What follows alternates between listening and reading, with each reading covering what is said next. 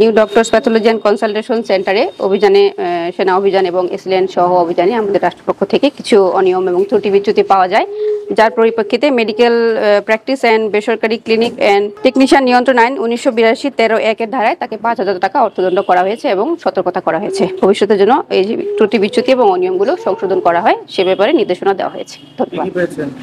অনিয়মগুলো কিছু যন্ত্রপাতির মেয়াদ উত্তীর্ণের সময় এবং কিছু যন্ত্রপাতির নামের সাথে পারচেজ রসিদে অমিল পাওয়া গেছে এবং ইসিজি করার যে টেকনিশিয়ান সেটা আসলে ল্যাব সহকারী দিয়ে করানো হচ্ছে, এটা ধরা পড়া গেছে। আমরা অভিযোগের প্রেক্ষিতে এখানে আমরা বাংলাদেশ সেনাবাহিনী সিভিল সার্জন প্রতিনিধি অভিযান পরিচালনা করেছি। অভিযানের এসে আমাদের কিছু পাওয়া যায়। আমরা সত্যতা পাওয়ার প্রেক্ষিতে আমরা মেডিকেল প্র্যাকটিস এবং বেসরকারি ক্লিনিক্যাল ল্যাবরেটরি নিয়ন্ত্রণ প্রদেশ 1982 13-1 ধারায় 5,000 টাকা জরিমানা করেছে।